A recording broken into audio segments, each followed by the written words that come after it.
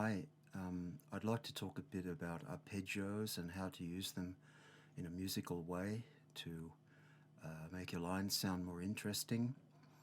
I've thought about a simple tune we can use to play the arpeggios over, and I've come up with Autumn Leaves. All right, so the first chord in this tune in this key is key of G minor, and it's a C minor 7 chord.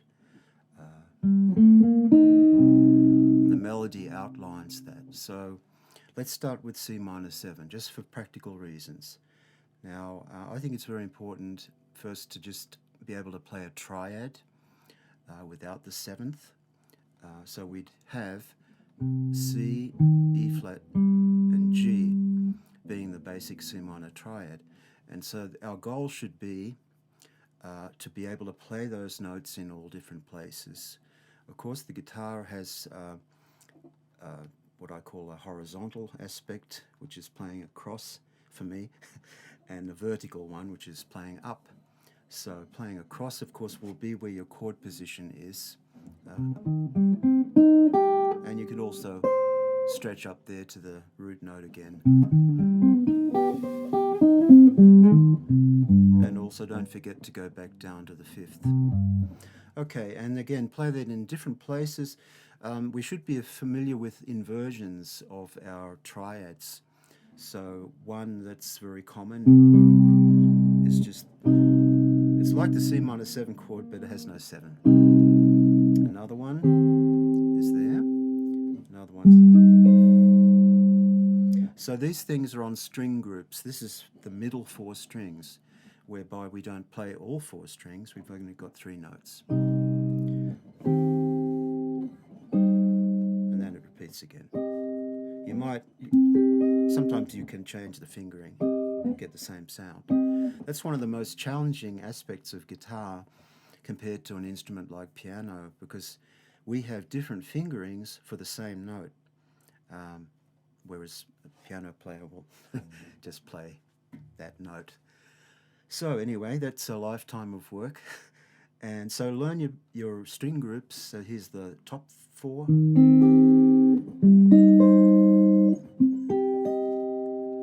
It's always the same sound, it's just higher now. There't only 3 inversions. The bottom group, no, that's wrong.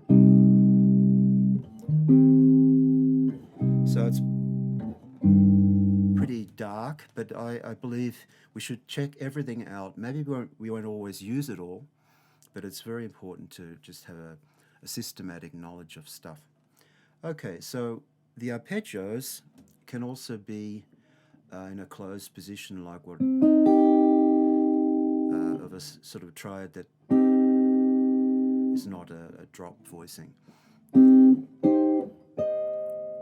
So arpeggios are just chords played with the notes played separately.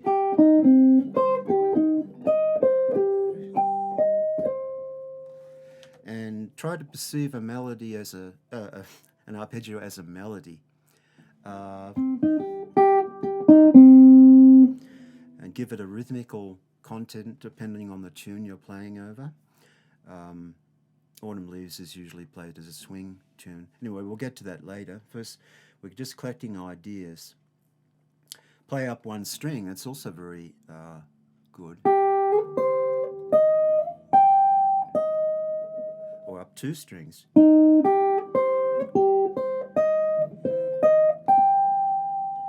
Don't go fast, just relax. Very important, if you can do it, don't look at what you're playing. That might be a challenge at first, but it's about getting to know your instrument visually inside your brain, because you can visualize.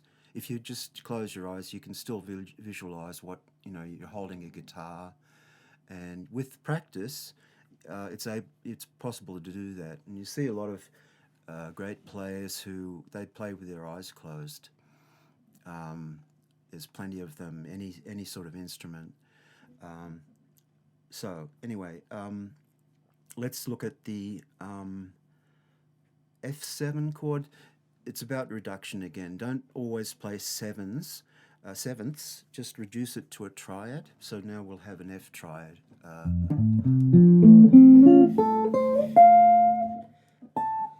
Go up as high as you can.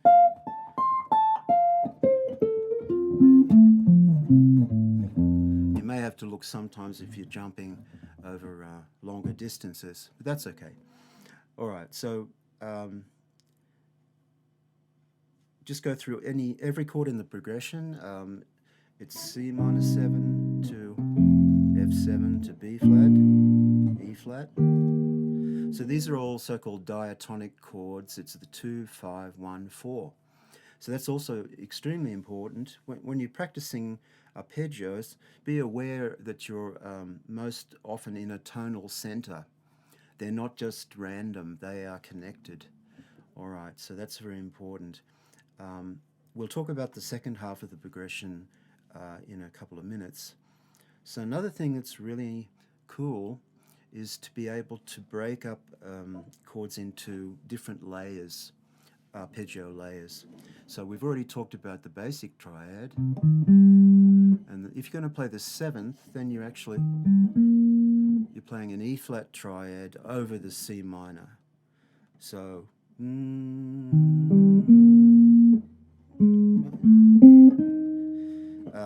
so again, a whole thing repeats. Triad over triad. So, or triad over bass note, there's two. The bottom triad, 1, 3, 5, and then 3, 5, 7.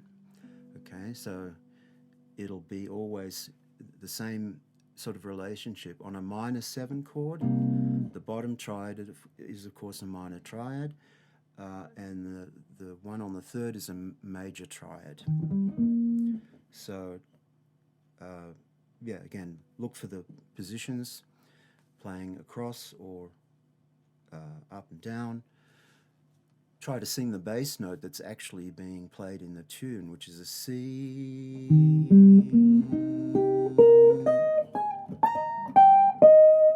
And so on. Okay, so you just work your way through systematically. The next one's F7, so it'll be an F triad, and then an A diminished triad. Okay, it sounds a bit sort of stiff though. It's see, this isn't really the jazz language. This is just a theoretical thing so far. But you probably know that within, let's say, typical bebop lines, there are arpeggios used, but not just arpeggios. We'll get to this soon. Okay, so get to the B flat chord. That's the triad on the minor. On the third is a D minor.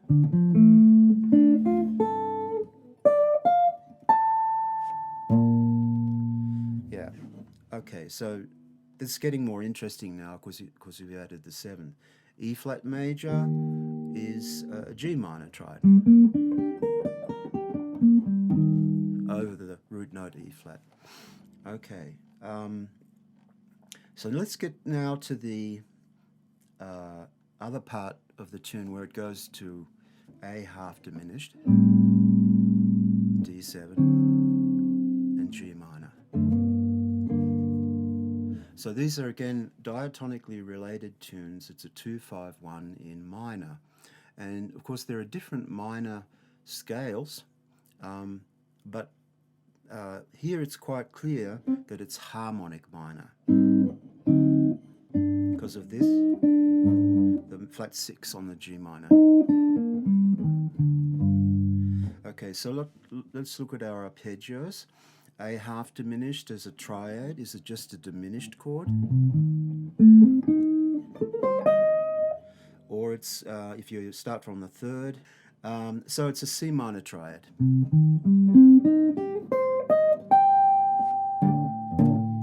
Over A.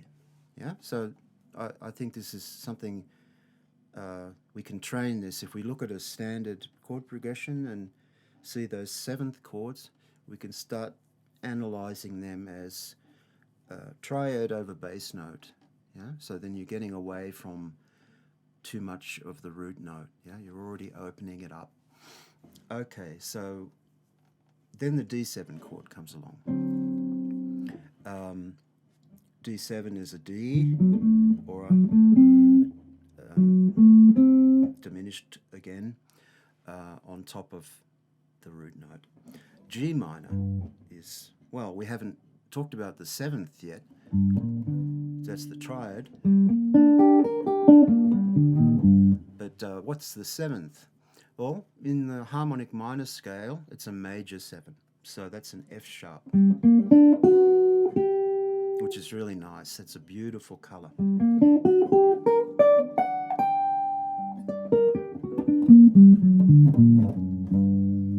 So breaking it up into 2 triads, G minor, B flat augmented.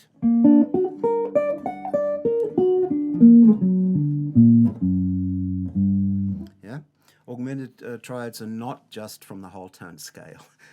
Some students seem to have this burned into their brains, but no, it's actually, you'll find it in a different number of different scales. Okay, so that's again 7th chords breaking up into triads, and let's talk about adding to that. A real important thing is playing chromatically around those notes. So let's just take our G minor, for example, and try playing from a half tone below each note in the triad.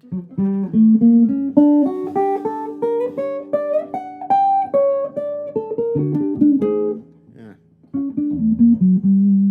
So that's something immediately starts to sound like sort of a jazz improvisation, gypsy jazz or whatever. You know, it's these half steps. Some of them are diatonic, meaning they're in the scale of G harmonic minor, but this one isn't. That's sort of a wrong note. But of course it isn't wrong because it resolves.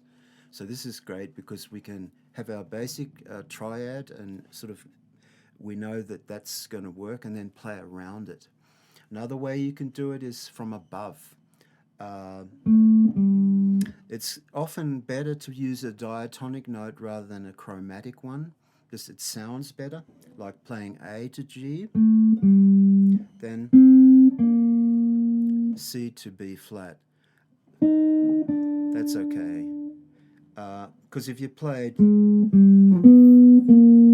that's sort of really, yeah, it's getting away from the tonality of G harmonic minor, and I think it's very important to play within the tonality first before we go somewhere else.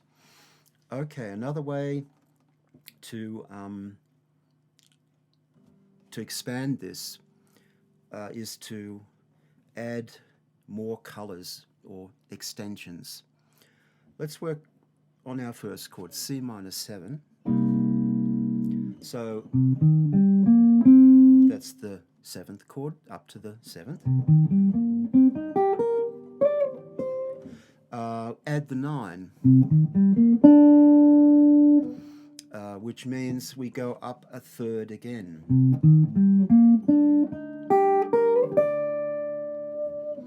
Or we can lose the root note, maybe a good idea. Then we are left with, this is E flat major 7. Now if we just think about the scale that we're in, which is B flat, E flat major 7 is the 4th step. Okay, so C minor 7 being the 2nd step is related to E flat major 7 and vice versa. They're a third apart, which is a common thing. You know, so-called upper structures are often related in thirds. Okay, so what does this mean? Well, we should have also learnt E flat major 7 as an arpeggio if we're playing in the key of B flat because it's one of the chords. And then we just put it on top of the C. Da, da, da, da, da, da, da. having that 9 now, this is just opening things right up, getting away from that basic thing we started with, which is the triad, which is also very important. But we have to do things in steps. Rome wasn't built in a day. All right, so let's do that with F7, which is the next chord in the progression. So if we just stick to the diatonic B flat major scale, the related chord starts with A. It's A half diminished. Okay, so it's the 7th step of B flat major. Okay, half diminished, very important. And again, learn it up on the string groups and just sort of close your eyes and just imagine those notes that you're playing there. From A half diminished over the F. And what we end up with is F7, 9. A nice color again, the 9. And so on and so on. You get to the B flat major, do the same thing, go up a third, and the chord is D minor 7. And yeah, it's always the same relationship. E flat major 7 becomes G minor 7.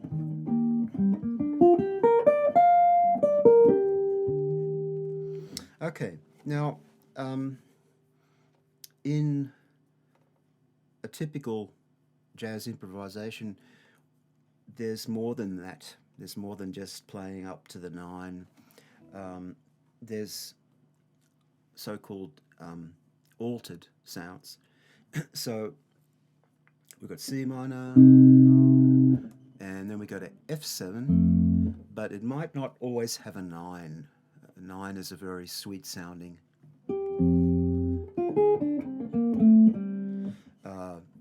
Charlie Parker, one of the greatest things that he did was using extensions, which previous to his arrival on the scene were not so common. Maybe they were, but at least what the information that's sifted down over the years is that Charlie Parker was a pioneer of this. So he would play a flat 9. He'd play over F. He'd play like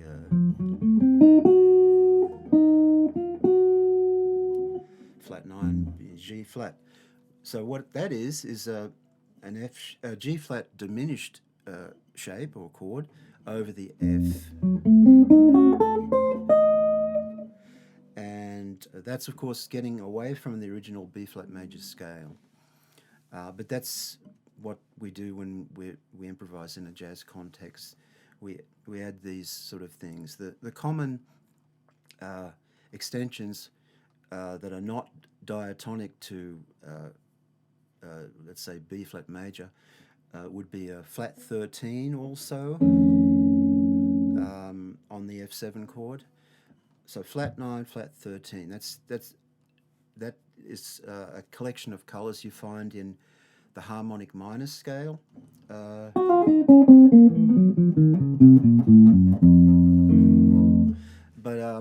yeah, you see, we're not actually in the B flat harmonic minor scale. We're just sort of taking a little detour using those colors.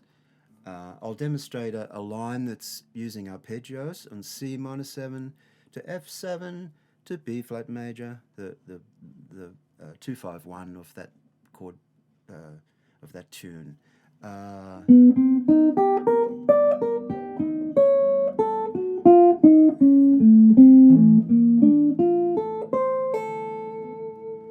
Now we didn't have a bass note now, but I hope you could hear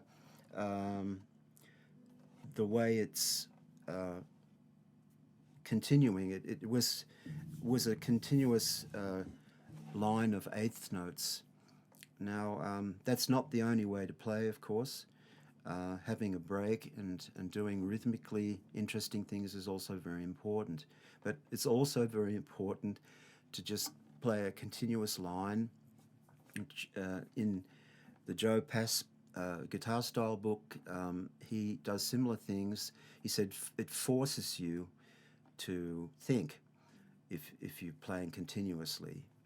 And you can write this down. It doesn't have to be spontaneous if you can't hear it at first, but go for those extensions. Yeah, the flat 9, flat 13 as a first step.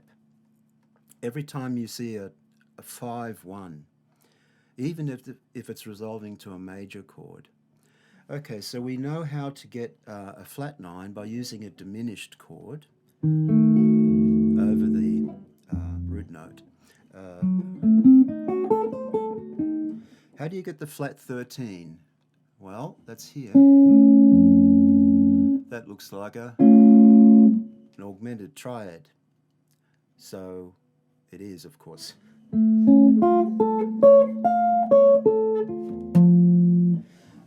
And it's another arpeggio, but we've seen it before. We saw it over G minor in harmonic minor. See, so triads will appear all over the place. They're not constricted to one particular scale, which is the great thing about it.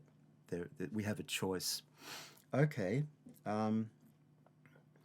so another way of adding extra notes is our basic arpeggio. Let's say it's F7. Exchange the root note for the flat 9. Okay, so then it's the diminished. Or keep it and play both of them. That's nice. Now we've got 5 notes.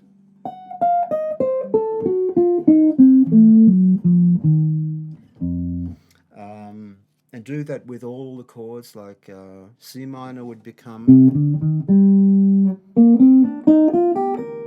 Wait a second.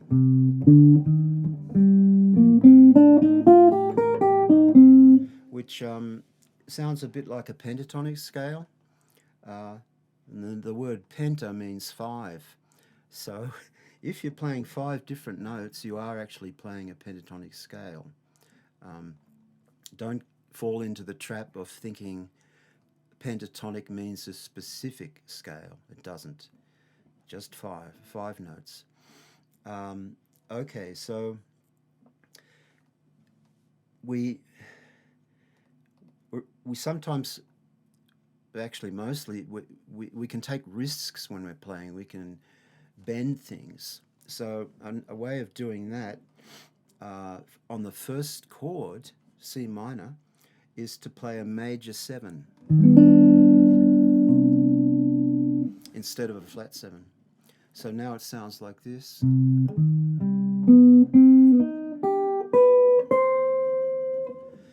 And there's sort of an overlap because it's also a C minor triad and a chromatic note resolving from below. So it's sort of a mix. You could say, well, that's a C minor triad and an approach note.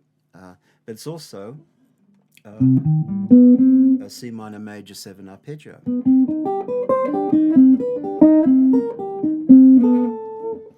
That's a typical bebop line in a 2/5 context where you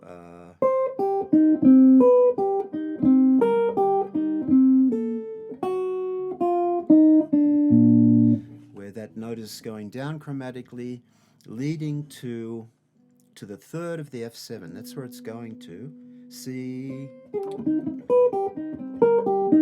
F, flat 9. So there are, of course, classic examples of bebop lines over 2/5-1s, and they contain arpeggios. Often it's a mixture of the scale, a bit of chromaticism, arpeggio. And some people say, oh, why should I learn that old stuff? Well, sounds good. The tunes are old too, but they're still around. People are still playing them. So don't fall into that trap. Listen to the old recordings. Uh, Look for those arpeggios, how they're used in a musical way. Don't try to invent everything yourself. That usually doesn't work well. Yeah, go for the classic recordings, the classic, the players who have stood out as being masters. Anyway, of course, um, it does come down to um, knowing scales, because if you know, for example, the F7 chord, we talked about flat 9, flat 13. That's harmonic minor 5. It's called.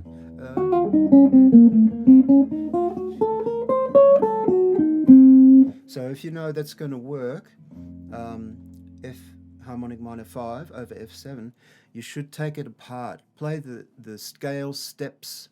So the first one is F7. The next one is G flat major 7, A diminished, and then B flat minor major, C half diminished. This one's interesting. D flat major 7 with a sharp 5. That's a beautiful chord, that one. So using that over F7, see, we're layering things, so it really gets interesting. And just going up, you've always got 7 chords in these sort of scales, 7 steps. And so know your scale degrees, as we call them, being able to play them as arpeggios and layering them on top. Another scale, which of course is very common over dominant chords, is the altered scale, which is another name for melodic minor from the 7th step or degree. So F altered would be a G flat minor major or a G flat melodic minor scale. And the chords, we should know them. F is G flat minor major 7 over F, yeah.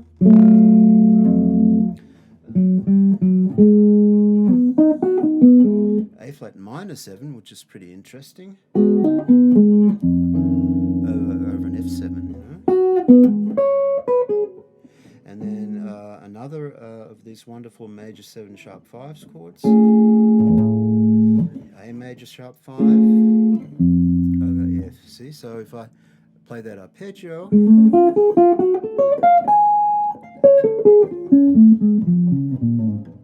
that really opens it up. It's no more F mixolydian from B flat major scale, although that's nice too. So anyway, just know your scale steps.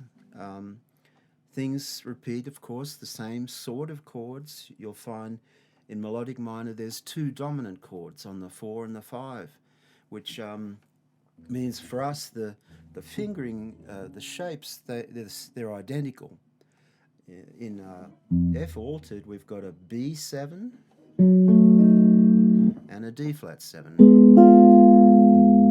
So you can... They were just the triads, D flat triad, B triad. Just repeat it. And layering that on top of F7, that's the altered sound. Yeah, I've got my notes here. Yeah, be aware of relative chords, what's related. Another one I really like, we've got a 2-5-1 in minor in this tune. So A half diminished, we know it's the 2 chord from G harmonic minor, but it can come from something else. And listen to this. So this is the regular half diminished chord, and this one. It has no root, no more A. It's C minor major 7, which definitely isn't G harmonic minor. It's another scale. What scale is it? Well, C melodic minor. That's the first chord.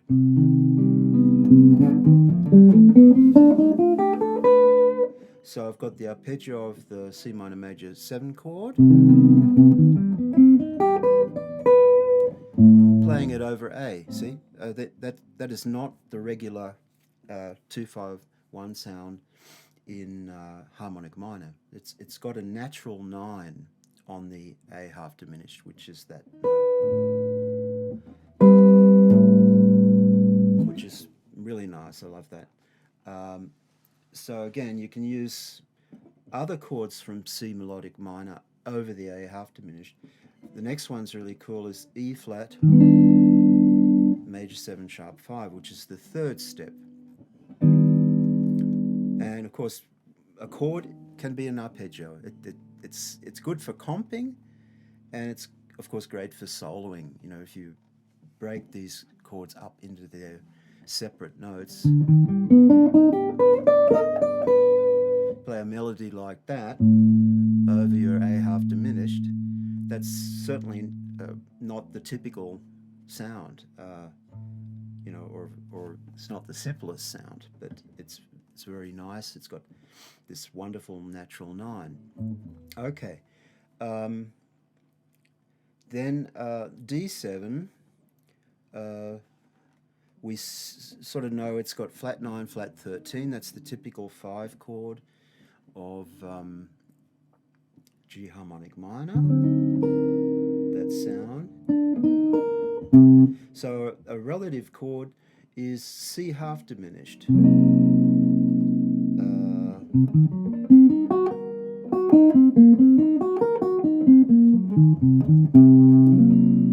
But that's also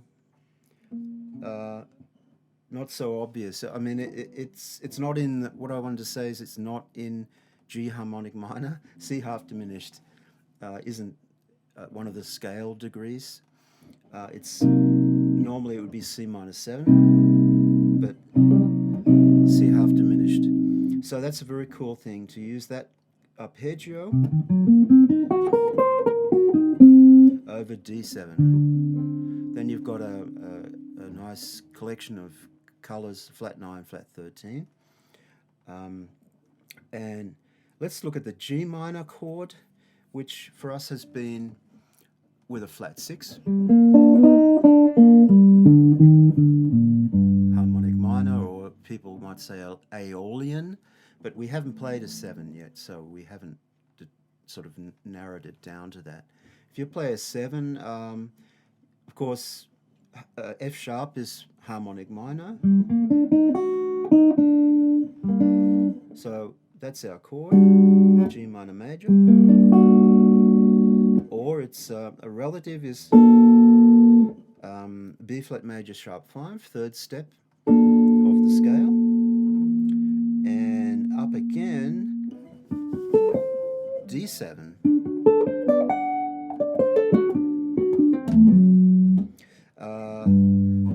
The further we go up in thirds, the more extensions we get. We have now major 7, 9, 11 from G minor. And you can go up again even. The diminished chord, yeah. So, but it's just a different way of thinking. Thinking I'm going to play a F sharp diminished chord over G minor, and that'll give me all those extensions, as I said, 9, 11, flat 6. Another one I really love is this one. Now that's an F sharp triad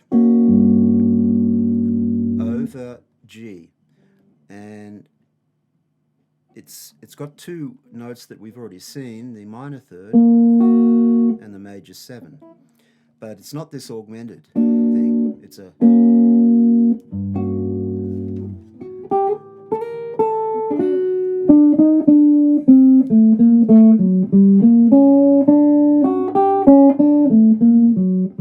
Remember those half steps that playing around a triad? That gives you a similar sound. But it's also another scale. There's always another scale. It can be a diminished chord, like it's sort of, as we call a substitute. Instead of G minor, it becomes G diminished. And the scale can be what we call a whole step, half step from G. So again, we want to talk about arpeggios. In that scale, every chord is a diminished chord. So it becomes...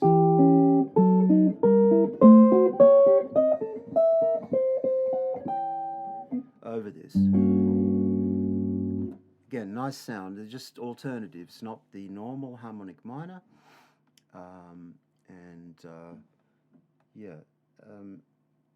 Just wanted to finish up now by, I think, I'll play a couple of choruses of the tune. Just don't forget, all of this theoretical knowledge won't really help you if you don't put it into practical terms, meaning you've got to play the tune. Now, be systematic, as I said. Don't try to do everything at once. Start with the simple stuff. Start with just playing an isolated chord, and then after that put it together as it is in a jazz standard like Autumn Leaves. Okay, so I'll improvise a bit, and thanks for listening.